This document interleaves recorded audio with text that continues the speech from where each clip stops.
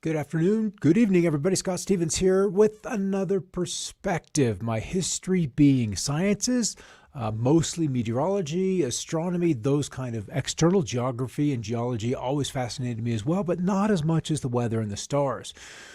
So as I ended up in my career in meteorology, one of the things that came up early on in the career was the concept of global warming. That was thrown out there, and most of us took the bait, hook, line, and sinker, and CO2 sounded like a really good deal, at least in the beginning. And as science evolved, research evolved, a lot of money was thrown at the idea of CO2 as a greenhouse gas.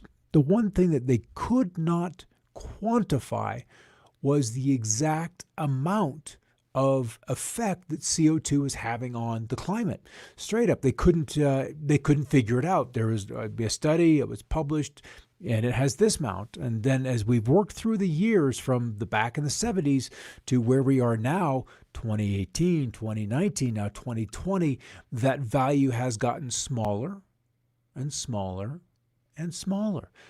So we're left wondering, what is the true impact of CO2? The other thing, and coming from my history with it, is what level does geoengineering play? Whether you accept that or not, mankind is having an impact on the weather, and that's why the climate crisis, and this is why the kids are protesting, so forth and so on. We've got a lot of activity out there, suggesting that man is having a direct impact on climate, and that may or may not be true because we don't have a baseline to compare it to. Man's science, man's activities, man's economy, man's aircraft travel, man's deforestation, man's urbanization of where the temperature sensors are and so forth are all contaminating what would be a baseline. So the best we can do is dig way back into history, 100 years ago, which is not that far back because we have thermometers from then, but 500 years ago, 5,000 years ago, and so all we can do is deduce from air bubbles trapped in ice, or look at tree rings. We can infer past data, and this is kind of where science becomes art, becomes interpretation, becomes best practices. And as we know with science, best practices in the 1700s are very different than best practices today, especially if you're going to look at a field like surgery. Would you want to go? I'm not so nervous about going to a surgery today as, say, maybe 100, 200, 300 years ago. We're going to approach the science of physiology and the art of surgery very different today than we would in that past time. And so science and meteorology and climatology will probably look through the same veins as we progress through time. So there's a lot to learn.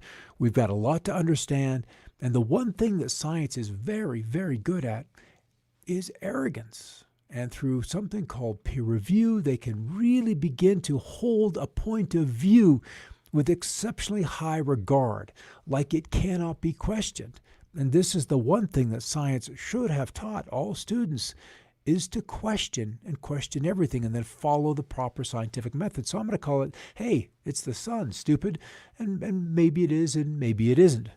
But I was an amateur astronomer. I began that little science, that little adventure when I was a youngster, and I was definitely a certified weather geek. The sun has always been one of great interest. Either it hid the stars during the course of the daytime so I couldn't get out my telescope, or growing up in the Northern Rockies, the sun was always glorious because it was good to be warm. So it's always held an interest to me. And then when the Solar Observatory and Heliospheric Observatory, the platform, was launched in 1995, I was keenly interested into what it would teach us, all of us, about the sun. And little did I know that this little space-based observatory, soon to be joined by numerous others, there is literally a fleet of space observatories out there. Some are far ahead of us in orbit, and some are trailing behind, all sitting either at these Lagrange points where the equatorial balance, the gravitational balance between the Earth and the Sun is equal, so it can just sit there and just gradually orbit in a gentle figure eight. And it's also ahead of us, 2, 3, 4 months ahead of us in orbit, and also trailing. So they've got a numerous quantity of observatories out there. But little did I know this little space-based observatory would be instrumental in teaching all of us about how integral the sun is to Earth's climate and its numerous complex processes. So I took this is a Soho image of the sun of an ultraviolet frequency. And it was taken on August 28th, so it's been 3 days old. But what I noticed was how dim the sun was, how little activity there was on it. And if I hadn't been researching this and archiving images for nearly the last 20 years, I would have looked at this picture and said, so what? So what? It's just a picture. What does it mean?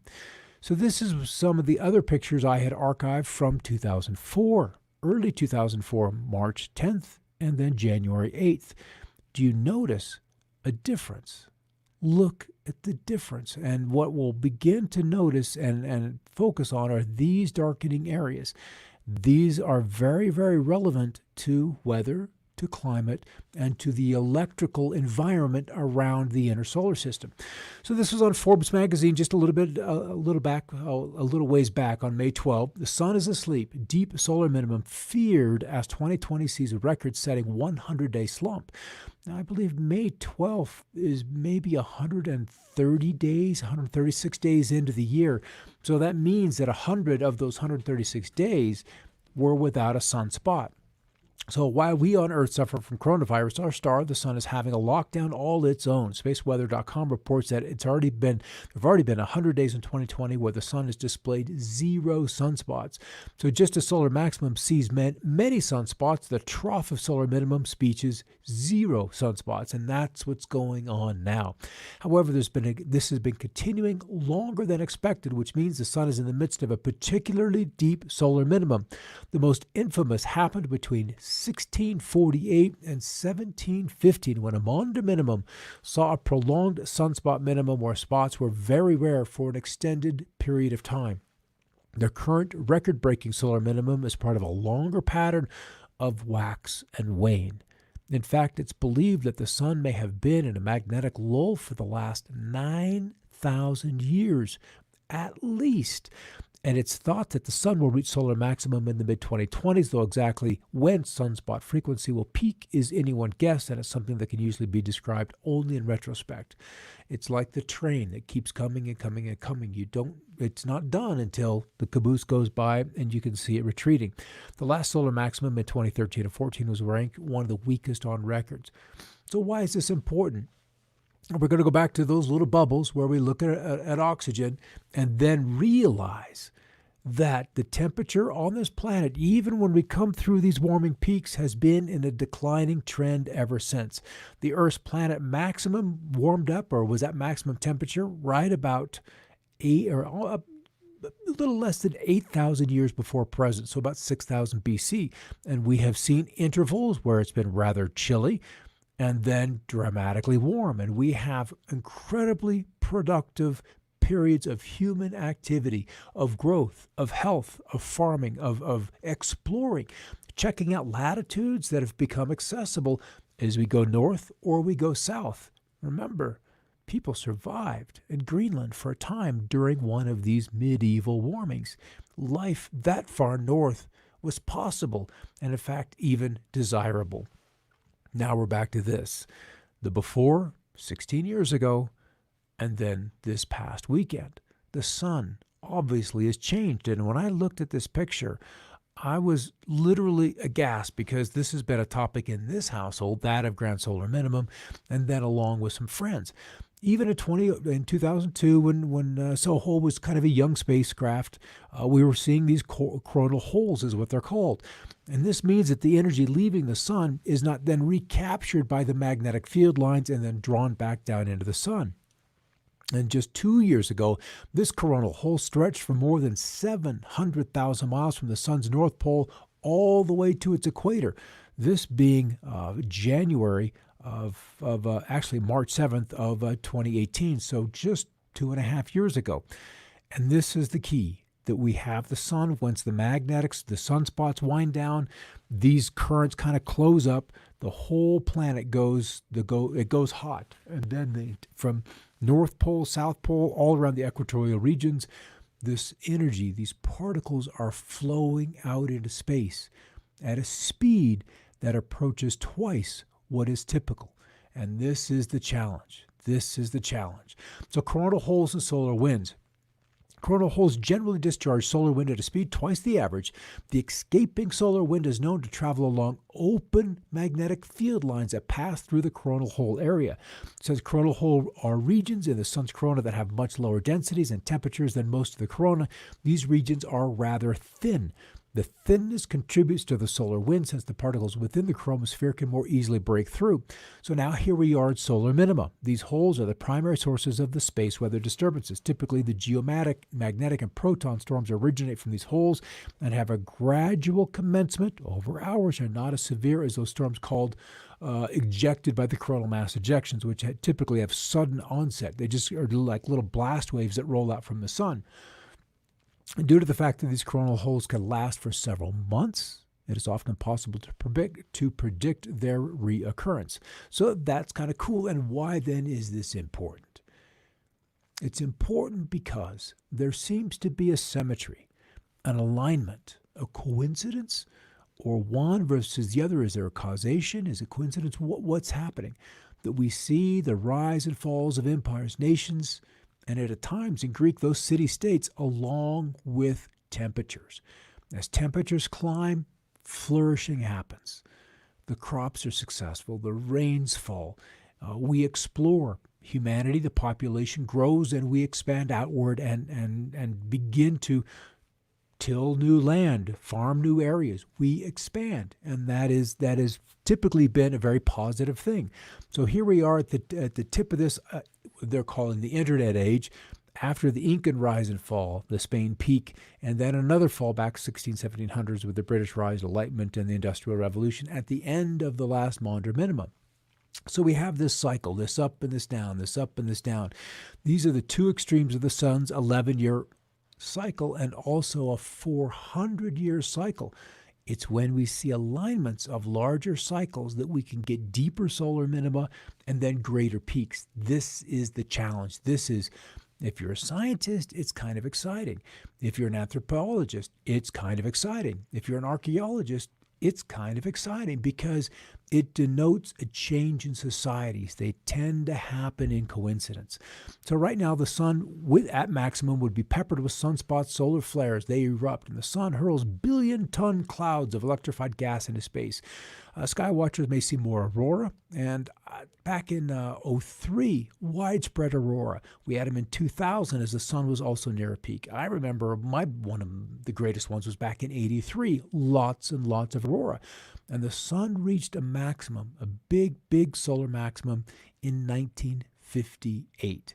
That was the peak of this local warm period. So we are now 60 plus years after that peak in the geophysical year. And they called it the geophysical year for a reason, because the sun was so intense. All right, so the challenge has been in predicting solar minimum cycles, and this is something that the National Centers for Atmospheric Research, NCAR for short, has developed a computer model of solar dynamics, the solar dynamo, for more accurate predictions, and have had some confidence in the forecast based on a series of test runs of this newly depicted model. When they were anticipating a 98% accuracy. However, in hindsight, the prediction proved to be wildly inaccurate. So back in 2008 and 2009, NASA scientists noted the sun was undergoing a deep minimum. This was the beginning of the solar cycle that is just now ending, or just ended this past winter. It was stated that there are no sunspots observed in 266 days of 2008, and that was 73%. So where are we this year? About 77, 78%. So prompted by those numbers, some observers suggested that the solar cycle had hit bottom in 2008. Sunspot counts for 2009 then dropped even lower. And as of September 14 of 2009, there were no sunspots on 206 of the 257 days thus far, or 80%. So their conclusion was we're experiencing a very deep solar minimum. His statement was confirmed by other specialists in the field. Quote, "This is the quietest we've seen the sun in almost a century." And then the question is, what is its impact? What will be its impact? And we have seen these events. They come at intervals. Wolf minimum, Spore minimum, 1450 to 1500. And sometimes the gap in between these breaks isn't but 100 years, or sometimes even less. The Dalton minimum was a larger one, and then the modern maximum is what we have just gone through. We're 106 years into this. Well, the end could have been in 2008 because this last sunspot peak was not all that great. We saw temperatures come up a little bit, but now we're beginning to see that slip away. So again, a deep last glacial period, about 9,000 years ago. And we've got recent data, a very recent study where this last glacial period, the temperature, they've got a 4-degree drop here from 11 average to 15, where this is much closer to 9 degrees Celsius. So it is a much deeper drop than even was denoted here. And this is the thing with the science then. It just keeps expanding. We keep learning. We keep understanding more. So it's very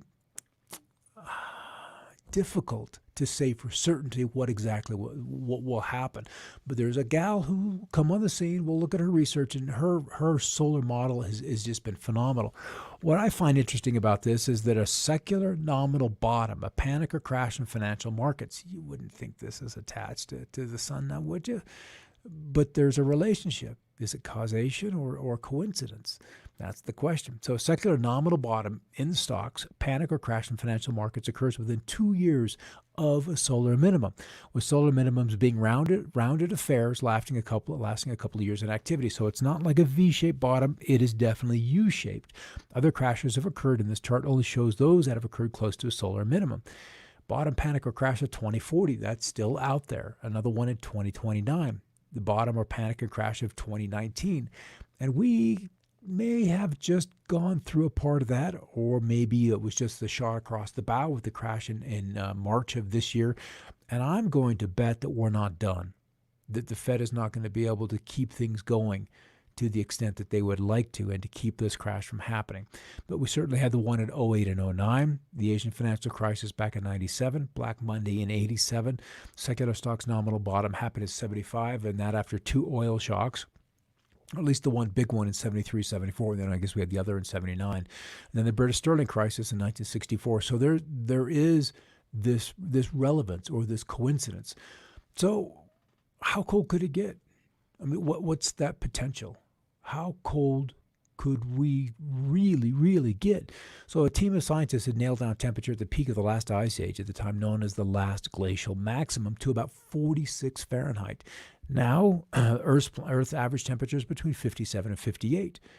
That's a lot different. So the findings allow climate scientists now to better understand the relationship between the rising levels of atmospheric carbon dioxide, by opinion, a major greenhouse gas. Although we still can't, let's say, the rate of gravity's acceleration of 9-point-something meters per second, we can't apply that value to carbon dioxide. That still isn't pinned down.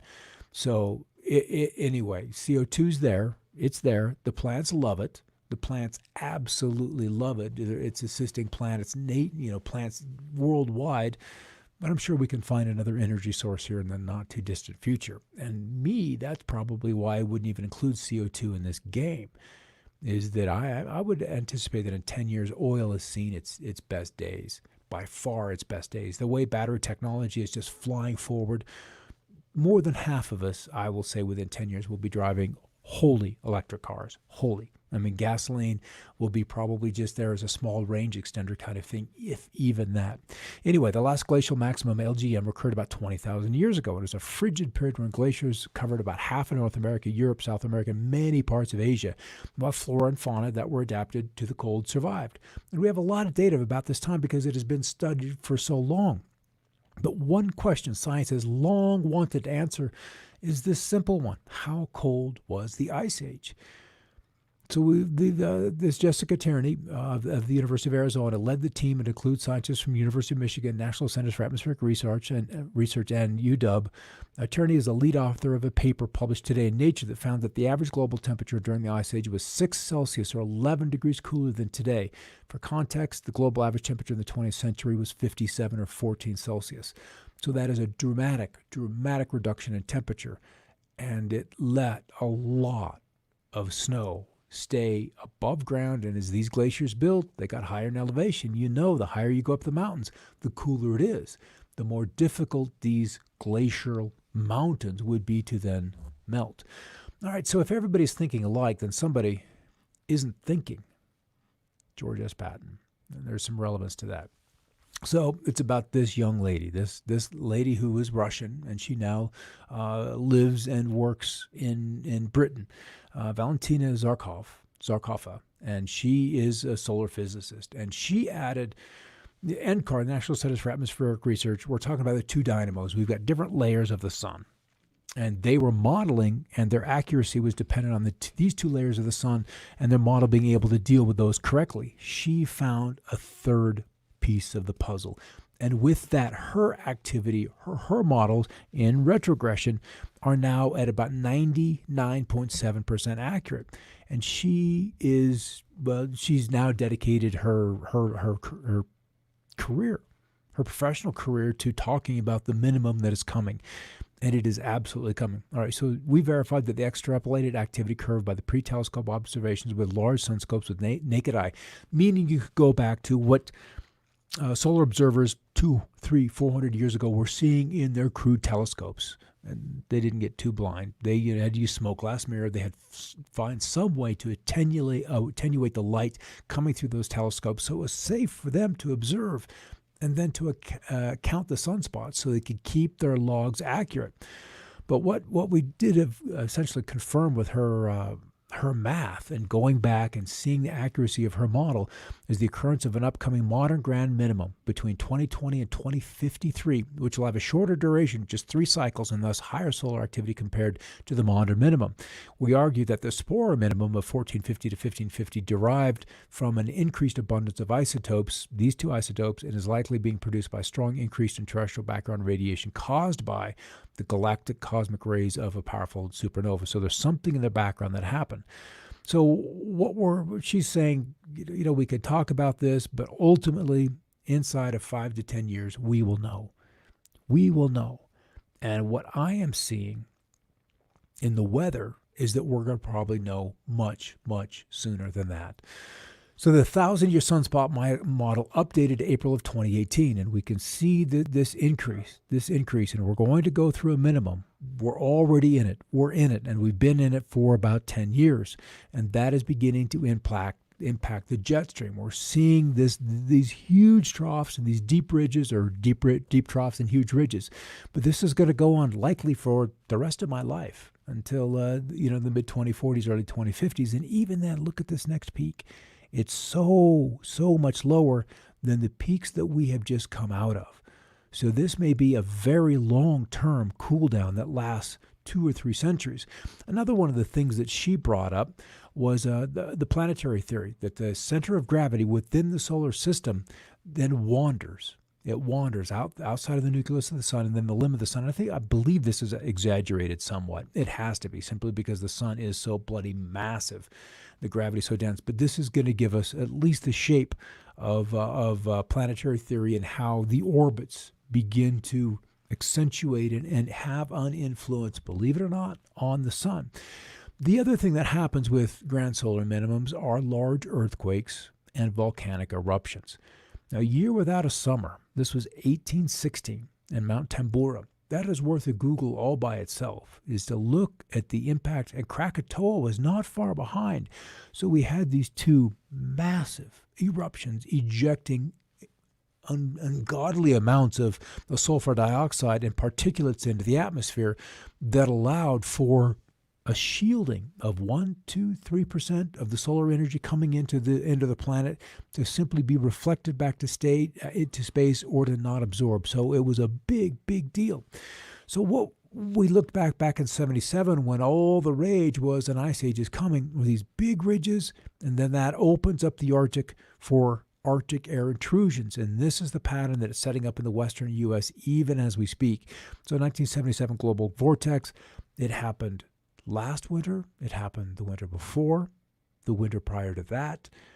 But what is changing is how early in the season these patterns are forming. That's the difference. So you can go through a period where the summers is of average temperature all the way through the end of September. But if you have a cold snap show up second week of September, for one day, you're 20 degrees below normal. You get a frost of maybe 5 degrees where 32 is freezing and it goes down to 27. You impact your growing the ability of the crops to reach maturity, to come to their harvest weight. But yet the rest of the month was perfectly normal. So this freeze can be hidden in statistics. And that's, for me, kind of the deadly sin of global cooling, is that we can have these outlier events that shrink the warming season or the growing season on either end, but otherwise temperatures are at or above normal.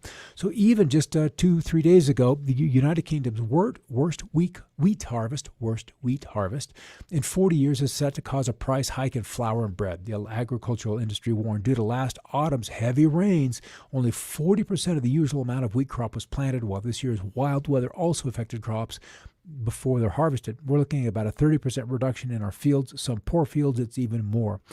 So the Federation said only 40% of the usual amount of wheat crop was planted last October due to the downpours, and then they had dry spells through this August, so they just didn't get harvest. In West Texas, right now, the drought started back in December, but is hitting farmers in the southern panhandle hard. The expected rain was supposed to accumulate to be used this summer, but it just never came. Little rain has fallen, and this was coming after the little rain that did fall came after critical development for the planted crops, resulting in many of them just never sprouting. Reduced yields and crop failures are really impacting farmers in the region. And one of the other issues is that the result of years of extracting water at a greater rate than the recharge rate in the lasting drought has only made it worse for crops such as corn, wheat, and cotton. And they're looking at the water reservoirs where they've been drawing off them so aggressively that now they just don't have the capacity to irrigate the crops that those farmers have grown accustomed to in the panhandles of West Texas. And there are going to be many, many reservoirs underground reservoirs where the farmers above, for 1, 2, probably coming up on 3 generations now, have been able to draft so much water out of these reservoirs, and it's not there because the recharge rate has been far, far shy of the pumping rate. So where's the water showing up? Where's the little extra rain going? Well, this red plot, was Snowmass winter for this winter that concluded a couple of months ago. And almost from the beginning, the outset in September, it was above, I believe we're at 2 standard deviations, is what the blue shaded part. But we had a great peak, great accumulation of snowpack through the northern hemisphere. And then it remained elevated, if not at record highs, through the remainder of the season. So there are multiple points of view, and I would hope that there would be. That's the whole beauty of scientific debate and discussion. NASA is now, because they're wedded to CO2, whether the science bears that out or it's just political, it doesn't really matter. That's the position that they've taken publicly, and that's the positions that they almost exclusively fund. And the national, that's just the ones that they'll fund. Even the NSA, the National Science Academy, the big money goes to those where the proposal for funding, this is what we want to research, climate change and CO2 impacts on birth weight or on koalas. Boom, here's a check. Go figure it out and bring something back to us to add to our portfolio. But the current cycle that began in December of 8 and is less active than the previous 2 and is expected to end sometime in 2020. And in a way it has, because we've seen sunspots of the reverse polarity. They're already along the sun.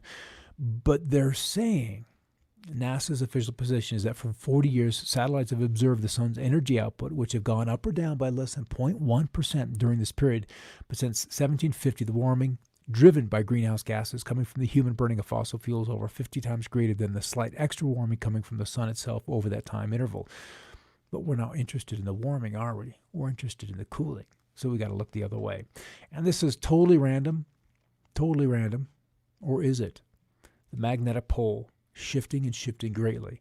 Now, if the sun is kind of letting go because the coronal holes opening up and we're not, or maybe they're attaching to us, I don't know.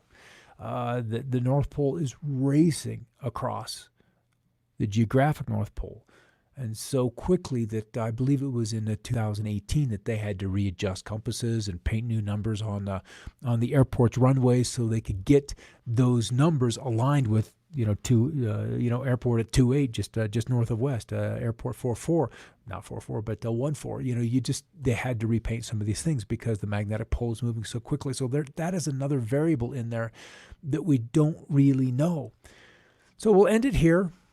And certainly there's so many parts of this discussion we haven't looked at. I think the food impacts are going to be utterly incomprehensible.